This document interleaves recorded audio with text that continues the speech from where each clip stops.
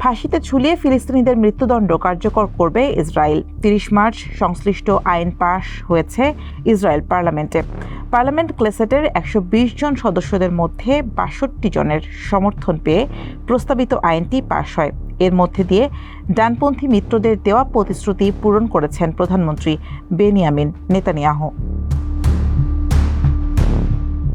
শুধু প্রাণঘাতী হামলার দায়ে সামরিক আদালতে দোষী সাব্যস্ত ফিলিস্তিনিদের ক্ষেত্রেই প্রযোজ্য হবে এই আইন, কিন্তু কোনো ইসরায়েলি একই ধরনের অপরাধ করলে তার জন্য এই আইন কার্যকর হবে না। এই আইনে শাস্তি দেওয়ার ৯০ দিনের মধ্যে ফাঁসিতে ঝুলিয়ে মৃত্যুদণ্ড কার্যকরের বিধান রাখা হয়েছে। বিলম্বের জন্য কিছু ভাতা বরাদ্দ করা হলেও ক্ষমার কোনো সুযোগ নেই। এতে সর্বোচ্চ সাজার বদলে যাবজ্জীবন কারাদণ্ডের বিকল্প রাখা হলেও তা শুধুমাত্র অনির্দিষ্ট বিশেষ পরিস্থিতির ক্ষেত্রে প্রযোজ্য হবে। নির্বাচনী প্রচারণায় এমন আইনের প্রতিশ্রুতি দিয়েছিলেন ইসরায়েলের কট্টর ডানপন্থী জাতীয় নিরাপত্তা কর্মী ইতামার বেন গাভির। সে সময় ফাঁসির দড়ির আকৃতির ল্যাপেল পিন পরতেন তিনি ও তার সমর্থকেরা।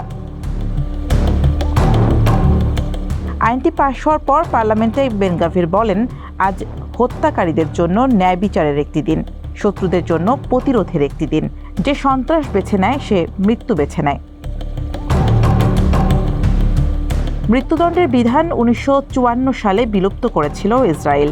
সেখানে ১৯৬২ সাল থেকে এখন পর্যন্ত শুধু একজনের মৃত্যুদণ্ড কার্যকর করা হয়েছিল। অ্যাডলফ আইখম্যান নামের ওই ব্যক্তির বিরুদ্ধে দ্বিতীয় বিশ্বযুদ্ধকালে নাৎসি গণহত্যা পরিকল্পনার অভিযোগ ছিল। এই আইন পাশ করায় বিশ্বজুড়ে নতুন করে সমালোচনার মুখে পড়েছে ইসরায়েল। ইসরায়েলি পার্লামেন্টে ভোটের আগেই প্রস্তাবিত আইনটির সমালোচনা করেন জার্মানি, ফ্রান্স, ইতালি ও ব্রিটেনের পররাষ্ট্রমন্ত্রীরা। এই আইন ফিলিস্তিনিদের জন্য বৈষম্যমূলক বলে মন্তব্য করেন তারা। এটি ইসরায়েলের গণতান্ত্রিক নীতিকে খর্ব করে বলেও মত তাদের। এই বিধানকে আন্তর্জাতিক আইনের লঙ্ঘন অভিহিত করে নিন্দা জানিয়েছেন ফিলিস্তিনের প্রেসিডেন্ট মাহমুদ আব্বাস। এটিকে ফিলিস্তিনিদের ভয় দেখানোর ব্যর্থ চেষ্টা বলে বর্ণনা করেন তিনি। এই আইনের প্রতিশোধ হিসেবে হামলা শুরুর জন্য ফিলিস্তিনিদের প্রতি আহ্বান জানিয়েছেন ফিলিস্তিনের স্বাধীনতাকামী গোষ্ঠী হামাস ও ইসলামিক জিহাদ। এই আইন পাশের নিন্দা জানিয়েছে আন্তর্জাতিক ও ইসরায়েলের কিছু মানবাধিকার সংগঠনও।